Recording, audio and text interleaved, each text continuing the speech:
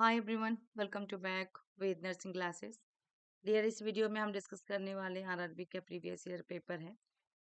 RRB का 2015 में जो क्वेश्चन पूछा गया है उसका पेपर है डियर।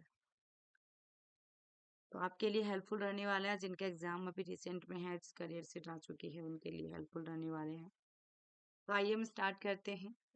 और वीडियो अच्छी लगे तो लाइक करके कमेंट कर दीजिएगा और अपने फ्रेंड सर्कल में शेयर जरूर करेंगे। पहला क्वेश्चन जो पूछा गया है, power house of the cell is known as mitochondria, lysosomes, ribosome या न्यूक्लियस। सारा सिंपल क्वेश्चन है डियर, बस समझने की है और आप कितना क्वेश्चन कर पाते हैं साथ साथ में कमेंट बॉक्स में कमेंट करते जाएंगे। तो राइट आंसर इसमें क्या होगा डियर? ऑप्शन ए होगा mitochondria. Power house of the cell that is known as mitochondria. ठीक है, ठीक है, 2015 का ये सारा।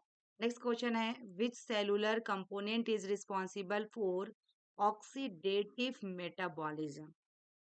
Which cellular component is responsible for oxidative metabolism? तो ऑप्शन ए में माइटोकॉन्ड्रिया, बी में रिसेप्टर, सी में लाइसोसोम और डी में है एसएलए मॉलिक्यूल्स। इसके बाद वाला भी आपको पीवाईक्यू चाहिए तो मेरे चैनल पे मिल जाएंगे, उसकी प्लेलिस्ट बना हुआ 18-19 दोनों का अपलोड किया हुआ है, आप उसको एक बार वॉच कर सकते हैं, देख सकते हैं किस तरह से क्वेश्चन पूछा गया है। ठीक है, तो इसके अंदर में आपका राइट आंसर क्या आ जाएगा? 4 ऑप्शन दिया गया है इसमें, इसमें आपकी राइट आंसर कौन सी होंगे? इसमें भी राइट आंसर ये ऑप्शन ये होगा माइटोकॉन्ड्रिया। नेक्स्ट क्वेश्चन देखिएगा, asteroid synthesis occur with in which of the following structures? Asteroid synthesis occur with in which of the following structures? Questions में आपका पूछा गया है, एस्ट्रॉइड सिंथेसिस की बात दिया गया है, क्वेश्चन में पूछा गया है। तो ऑप्शन से में देखिएगा, पेरोक्सिसोम, माइटोकॉन्ड्रियन, ठीक है, या फिर गोल्गी एपरेटस या नॉन ऑफ दीज। तो एस्ट्रॉइड सिंथेसिस जो अकर इनटू साइटोप्लाज्म एंड माइटोकॉन्ड्रिया, किसमें डियर सिंथेसिस होता है, संश्लेषित होता है? तो यहाँ पे एस्ट्रॉइड सिंथेसिस की बात किया है तो एक आपका साइटोप्लाज्म में होगा, कहाँ पे होगा? इनटू साइटोप्लाज्म, और एक आपका माइटोकॉन्ड्रिया। ठीक है, एक आपका माइटोकॉन्ड्रिया। यहाँ दो में से कौन सा ऑप्शन में है? तो राइट आंसर ऑप्शन बी होगा। नेक्स्ट क्वेश्चन देखिएगा आपका, muscles of four arm is divided into which group? Muscles of four arm is divided into which group? कितने ग्रुप में? एंटेरियर एंड पोस्टीरियर मसल्स, या फिर लेटरल एंड पैराइटल मसल्स, या फिर ये देखिएगा यहाँ पे दिया गया है सुपेरियर एंड इंफेरियर मसल्स, या फिर superior end deep muscles. 4 option दिया गया है। तो ये मसल्स ऑफ फोर आर्म जो है कितने ग्रुप में बटा हुआ है, किस में बटा हुआ है, कौन कौन से में? तो एंटेरियर एंड पोस्टीरियर मसल्स में आपका बटा हुआ है। तो ऑप्शन ए होगा करेक्ट आंसर। ठीक है, यहाँ पे देखिएगा डियर, आपका based on location and function the muscles of the forearm are divided into two groups. किसमें बटा हुआ? एंटेरियर और पोस्टेरियर में। एंटेरियर जो फ्लेक्सर्स होता है, compartment muscles, it function primary as flexors. ठीक है, पोस्टेरियर के अंदर देखिएगा एक्सटेंसर है, इसका कंपार्टमेंट जो होता है muscles, it function primarily as extensors. ठीक है, ये एक्सटेंसर्स में जाएगा और ये फ्लेक्सर्स में जाएगा, एंटेरियर पोस्टेरियर दोनों। Within each compartment, the muscles are grouped as superficial और deep. इस कंपार्टमेंट, जो प्रत्येक कंपार्टमेंट होगा डियर मसल्स का, इसका जो ग्रुप बनेगा सुपरफिशियल या डीप हो सकता है। ठीक है, तो यहाँ पे राइट आंसर जो हुआ ऑप्शन से हुआ इस क्वेश्चन का। नेक्स्ट क्वेश्चन देखिएगा, the function of a smooth muscle is to. Function of a smooth muscle, smooth muscle का फंक्शन पूछा गया है। ऑप्शन ए में क्रिएट हीट, बी में है propel blood into circulatory system, ठीक है, सी में है propel food through the gastrointestinal tract, और डी में कुशन ऑर्गन, डी में है कुशन ऑर्गन्स। ठीक है, तो डियर इसमें राइट आंसर आपका क्या होगा फंक्शन ऑफ स्मूथ मसल्स का? तो ऑप्शन सी आएगा, propel food through the gastrointestinal tract. Option C is correct answer. यहाँ जो प्रोपेल फूड देख रहे हैं डियर, इसका मतलब होता क्या है? इसका causes food to move forward और या फिर ऑनवर्ड, फॉरवर्ड या फिर onward through the digestive system से। ठीक है ना, टिपिकली देखा जाए इसमें डियर थ्रू मस्कुलर कॉन्ट्रेक्शंस या फिर शॉलोलिंग। ठीक है, इसलिए यहाँ पे दिया गया through the gastrointestinal tract, through the digestive system, यहाँ पे gastrointestinal tract. Option C is correct answer. Next question, what is the main sources of energy for cardiac muscles?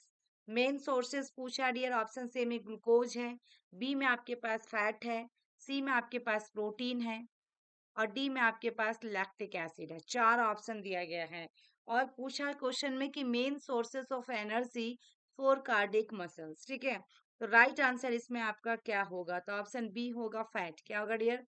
Fat होगा इसके अंदर में राइट आंसर। ठीक है, यहाँ पे fatty acid are the heart main sources of fuel. देखिएगा, although ketone bodies and lactic can serve as fuel for heart muscles. in fact देखिएगा, in fact heart muscles जो है, heart muscles consume आपका एसिटो acetate in preference to glucose. There is no glycogen store into the heart muscles. यहाँ पे glycogen को store नहीं करता किसमें? इनटू हार्ट मसल्स में। ठीक है, तो यहाँ पे राइट आंसर जो हुआ आपका ऑप्शन क्या हुआ? Option B fat.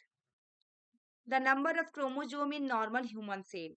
Number of chromosome पूछा है नॉर्मल ह्यूमन सेल में, तो आपका 23 यदि पूछता है तो 23 टोटल कितना होता है? 46। ठीक है ना, तो पेयर में होगा डियर यहाँ। और ये आपका टोटल यदि पूछता है तो कितना क्रोमोजोम है? 46 क्रोमोजोम है। Next question, transfer of genetic information from one generation to another generation is accomplished by. तो यहाँ पे डीएनए, ये one generation to another generation की बात कर रहा है, या फिर मैसेंजर डीएनए या ट्रांसफर डीएनए या बोथ ए एंड बी, या बोथ ए एंड बी। तो राइट आंसर इसमें क्या आ जाएगा dear? Genetic information from one generation to other, ये आपका क्या कहलाएगा? ये आपका जो होने वाला ऑप्शन बी, यानी कि मैसेंजर का काम कर रहा है, एक जगह से दूसरे जगह वो पहुंचा रहा है। तो ऑप्शन बी होगा करेक्ट आंसर। क्या होगा डियर? इसमें बी आंसर सही होगा। ठीक है, यहाँ पे देखिएगा आपका deoxy ribo nucleic acid DNA, जिसका फुल फॉर्म होता है, is a complex nucleic acid of high molecular weight consisting of nucleotides. ठीक है, then nucleotides जो are arranged क्या हो रहा था? two long chains that twist around each other to form a double helix joined by hydrogen bond between complementary base pair AT और CG के साथ। ठीक है ना, देन आपका डीएनएस देखिएगा, percent in chromosome of cell is the chemical basis of heredity and the carrier of genetic information for all organism except the RNA viruses। इसमें RNA viruses को छोड़कर। तो यहाँ पे राइट आंसर जो हुआ डियर क्या हुआ आपका? ऑप्शन ए आपका राइट आंसर कौन सा हुआ? यहाँ पे राइट आंसर आपका ऑप्शन ए जाएगा डियर, ए। कि इसमें राइट आंसर जो होगा डियर, जिसमें आपका नोट में भी दिया गया था, ऑप्शन ए होगा डीएनए। ठीक है, ट्रांसफर ऑफ जेनेटिक इंफॉर्मेशन पूछा था from one generation to another. ठीक है, तो ऑप्शन ए होगा डीएनए। डीएनए के बारे में यहाँ पे पूरा दिया गया है, जिसमें राइट आंसर ऑप्शन ए जाएगा। ठीक है, यहाँ भी ये आपका दिया। Next question, the base present into DNA but absent into RNA. तो ग्वानिन होगा, थाइमिन होगा, यूरासिल होगा, या फिर आपका देखिएगा साइटोसिन होगा। ठीक है, इसमें आपका राइट आंसर क्या होगा?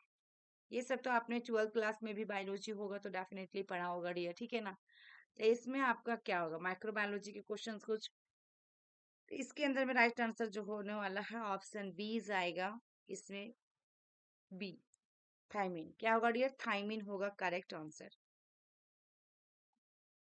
अब यहाँ पे थाइमिन में देखिएगा, थाइमिन की फॉर्मूला यदि एग्जाम में पूछ दे आपका, तो C5 है ना, N2H6O2, ये याद रखिएगा, नीचे ही रहता है डियर।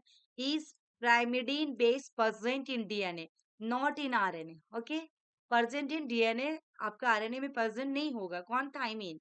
तो where it is a pair with adenine. ठीक है ना, pair with adenine. Then uracil का यदि फॉर्मूला पूछता है तो C4H4N2O2, ये pyrimidine base present in RNA not in DNA. Very very important, uracil which pair with adenine, ये भी आपका पेयर जो रहेगा साथ जोड़ा में एडेनाइन के साथ, ये भी आपका एडेनाइन के साथ। ओके, बट यहाँ पे यूरासिल जो है किसमें पाया जा रहा है? आपका आरएनए में, और थाइमिन किसमें पाया जा रहा है? डीएनए में। ठीक है, दोनों अपोजिट। Next question, out of the chemical force और bonds listed below the strongest one is. Out of the chemical force, यहाँ पे क्वेश्चन में क्या कह रहा है कि out of the chemical force और bonds listed below the strongest one is. तो यहाँ पे देखिए ऑप्शन सी में क्या है? वैन डेर वॉल्स, बी में है डाइपोल, सी में है देखिएगा कोवेलेंट, और डी में है हाइड्रोफोबिक। डी में क्या है? Hydrophobic.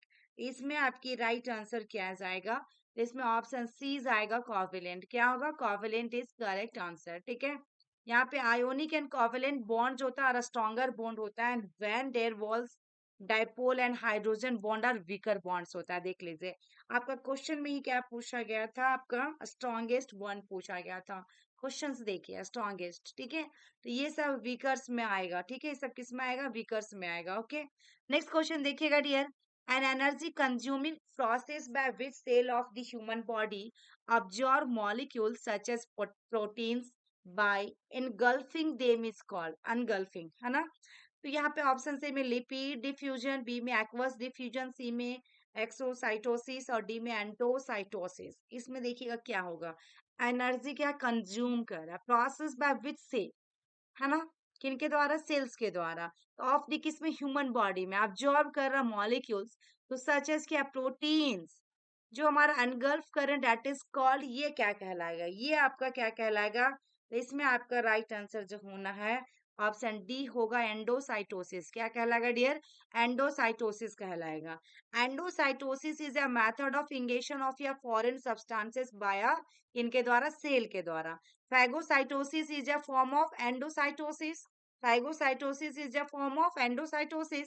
So phagocytosis is three stages process by which phagocytosis, neutrophils, monocytes and आपका macrophages engulf and destroy. ठीक है, engulf भी करेगा, destroy करेगा।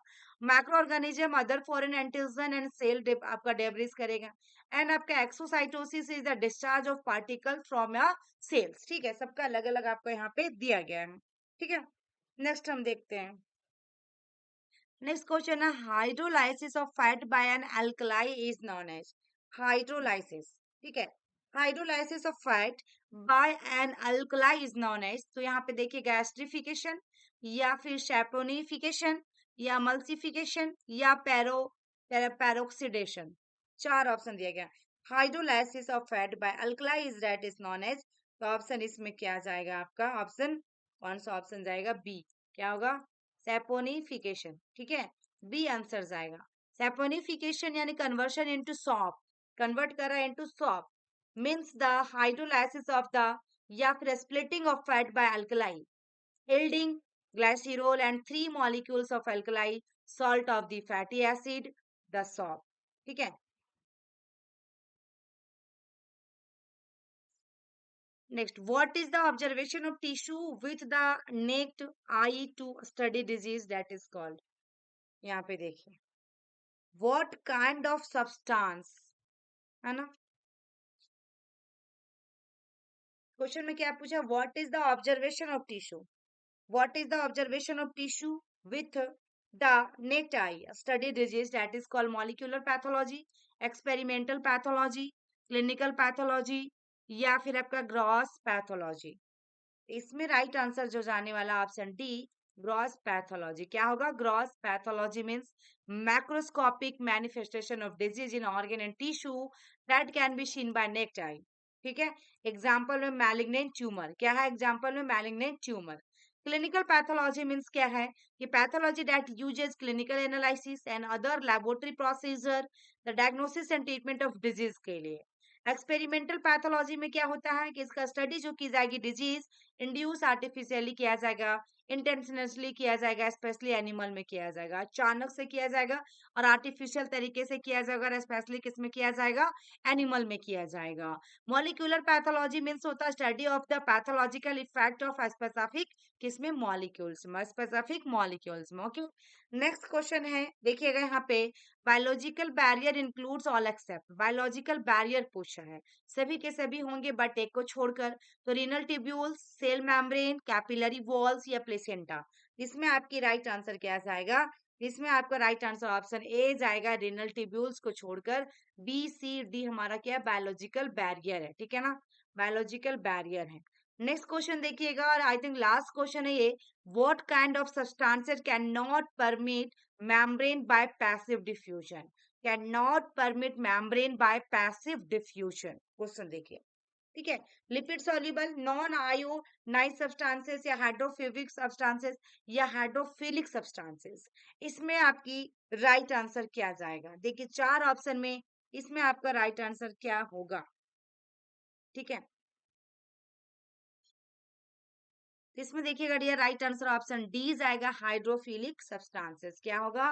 Can not permeate membrane by passive diffusion. Option D is correct answer.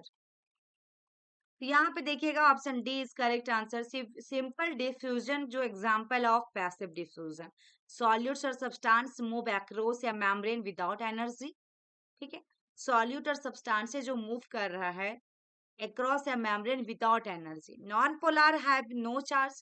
Hydrophobic substances like O2 or CO2 fatty acid, fat soluble vitamin and nitrogen gases. किसमें? यानी कि आपका hydrophobic के अंदर मूव करेगा across the lipid bilayer of cell membrane through किसे? Process of simple diffusion के through. Then hydrophilic जो सब्सटेंसेस है will not be able to pass through cell membrane by simple diffusion. It में require transport protein है, carry protein. इसका क्या काम है? प्रोटीन को कैरी करना। ये ट्रांसपोर्ट प्रोटीन यानी कि कैरी प्रोटीन। इसलिए राइट आंसर इसमें क्या गया? Option D. और ऐसे ही आपको दूसरा सब्जेक्ट का भी क्वेश्चन प्रोवाइड किए जाएंगे। ये आपका माइक्रोबायोलॉजी के क्वेश्चन था, कुछ बायोलॉजी से रिलेट करता हुआ क्वेश्चन था। जिन्होंने 12th में बायोलॉजी रखा होगा उनके लिए तो और इजी होंगे। और माइक्रोबायोलॉजी के क्वेश्चन ऐसा ही आपके एग्जाम में पूछा जाएगा डियर। तो वीडियो यदि अच्छी लगी तो लाइक करके शेयर कर दीजिएगा और कमेंट बॉक्स में कमेंट जरूर कीजिएगा। Thank you. फिर मिलते हैं नेक्स्ट वीडियो में नेक्स्ट पार्ट के साथ। Bye bye.